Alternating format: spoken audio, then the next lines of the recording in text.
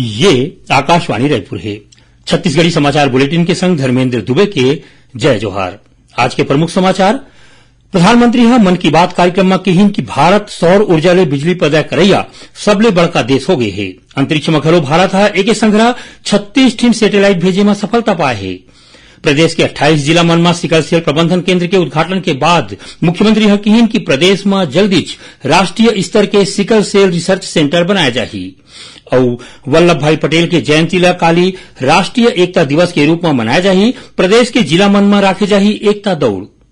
अब समाचार विस्तार ले।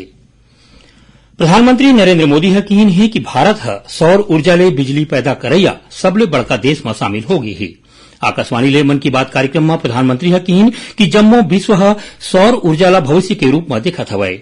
ओमन कहिन कि भारत ह अंतरिक्ष के क्षेत्र में घलो जोरदार कमाल दिखावत है और पूरा दुनिया ह सफलता ला देख के अचरज में हवय। प्रधानमंत्री ह कहिन कि भारत ह एके संग 36 ठिन सैटेलाइट अंतरिक्ष में भेजे है और ये सफलता देवारी तिहार के एक दिन पहले मिलिस। ये प्रक्षेपण के संगे संग भारत ह अंतरिक्ष के वैश्विक वाणिज्यिक बाजार में मजबूत खिलाड़ी बन के आगुआ है। एखर ले अंतरिक्ष के क्षेत्र में भारत बर अवसर के नवा रद्दा खुले है। प्रधानमंत्री ह स्टूडेंट पावर के घलो उल्लेख करत कहिन कि युवा मन के शक्ति ह भारत ला और ऊंचाई तक ले जाही। प्रधानमंत्री ह पर्यावरण के बारे में कहिन कि देश में ऐसा लोगन के कमी नहीं है जौन मन ह पर्यावरण के रक्षा भर अपन जिंदगी खपा दे है। प्रधानमंत्री ह कहिन कि मिशन लाइफ घलो थोड़ी दिन पहली शुरू करे गे रहिस। यह पर्यावरण संरक्षण बर एक दिन बढ़िया कार्यक्रम हरे। प्रधानमंत्री ह कहिन कि आज देश के कतकोन जगह में छठ पर्व मनाया जात है। ये पर्व ह एक भारत श्रेष्ठ भारत के बड़का उदाहरण हरे।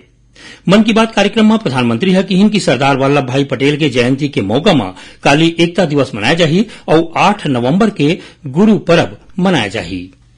मुख्यमंत्री भूपेश बघेल ह कहिन है कि प्रदेश में जल्दीच राष्ट्रीय स्तर के सिकल सेल रिसर्च सेंटर बनाया जाही।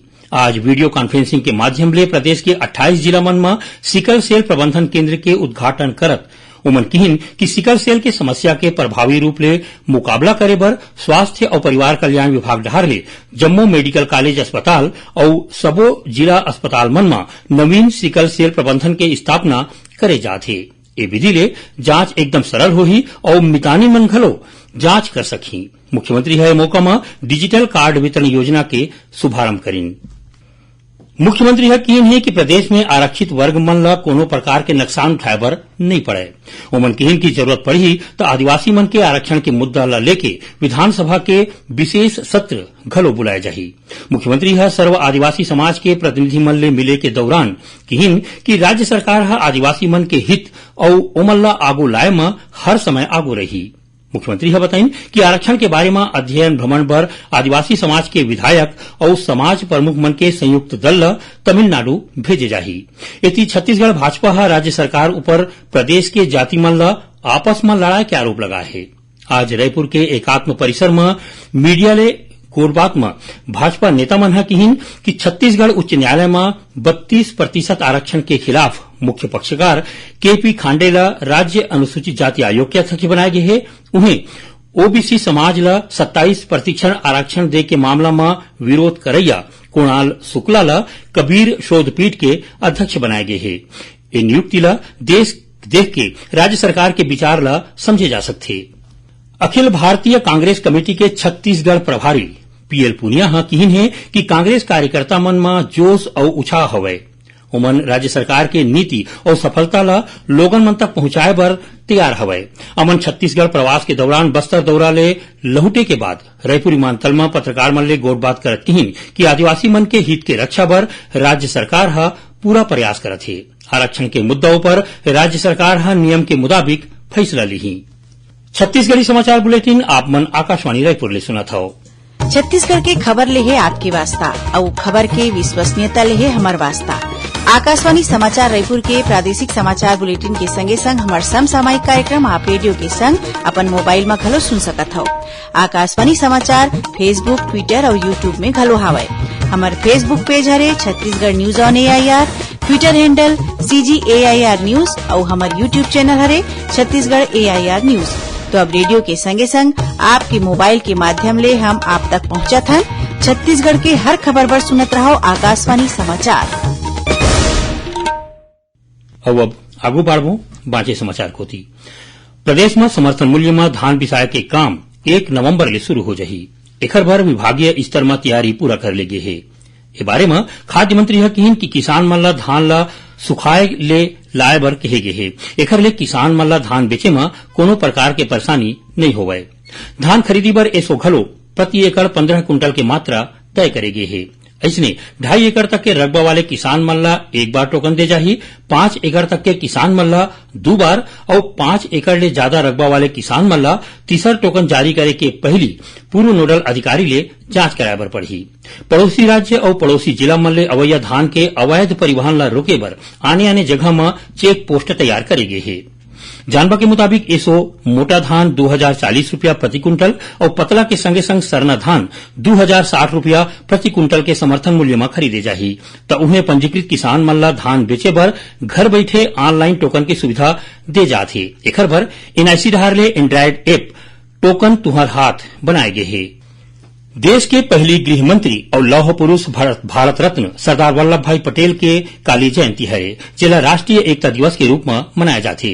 इस मौका में काली प्रदेश के जिला मन में एकता दौड़ रखे गए है। राजधानी रायपुर में काली बिहनिया कलेक्ट्रेट चौक ले तेली बांधा चौक तक एकता दौड़ होही। ये दौड़ में लोगन मन के संगे संग जनप्रतिनिधि, खिलाड़ी, स्कूल कॉलेज के छात्र, एनसीसी कैडेट्स, एनएसएस के स्वयंसेवक, नेहरू युवा केंद्र के स्वयंसेवक, राजीव मितान क्लब के सदस्य के संगे संग अधिकारी कर्मचारी मन घलो शामिल होही। इति सूरजपुर जिला पुलिस डहार ले पुलिस झंडा दिवस और राष्ट्रीय एकता दिवस के तहत पाछू 21 अक्टूबर ले कतकोन कार्यक्रम करे जाथे। आज रामानुजनगर थाना के पुलिस मन ह एकता दौड़ के आयोजन करिन, जेमा लइका और युवा मन ह घलो भाग लिन। ये कार्यक्रम काली 31 अक्टूबर तक चलही। राज्यपाल अनुसुईया उइके ह सरदार वल्लभ भाई पटेल के जयंती में ओमन ला नमन करे हे। प्रदेश में पाछू 24 घंटा के दौरान होए आने सड़क दुर्घटना में 6 जिन लोगन के मौत हो गए तो उन्हें 4 जिन लोगन मन घायल हो गए है। राजनांदगांव पीटीएस के तीर एक ठिन कार के अंते तंते होके रुख ले टकराए ले एक घटना में बाप बेटा के मौत हो गए। उन्हें उनकर बहु गंभीर रूप ले घायल हो गए है। यही जिला के खैरागढ़ रद्दा में तिलई गांव के तीर मालवाहक गाड़ी के चपेट में आए ले साइकिल में जावत 2 जिन लड़का के मौत हो गए। ओती कोंडागांव जिला के फरसगांव थाना क्षेत्र के बोरगांव राष्ट्रीय राजमार्ग में ट्रैक्टर के चपेट में आए ले फटफटी में बैठे एक जिन मनखे के मौत हो गए और एक जिन नोनी घायल हो गए। इति जांजगीर चांपा जिला में अज्ञात वाहन के चपेट में आए ले फटफटी सवार एक जिन मनखे के मौत हो गए, उन्हें एक जिन आने मनखे घायल हो गए है। अब थोड़कुन समाचार सार में। राज्यपाल अनुसुईया उइके और मुख्यमंत्री भूपेश बघेल प्रदेश के लोगन मन ला लोक आस्था के पर्व छठ के बधाई और शुभकामना दे हवय। मुख्यमंत्री आज रायपुर स्थित अपन निवास कार्यालय में दाऊ वासुदेव चंद्राकर के पुण्यतिथि के मौका में ओमन ला श्रद्धा सुमन अर्पित करी हैं और राष्ट्रीय स्तर के जाने माने लेखक, चिंतक और कालमिस्ट डॉक्टर राजू पांडे के आज रायगढ़ में निधन हो गए।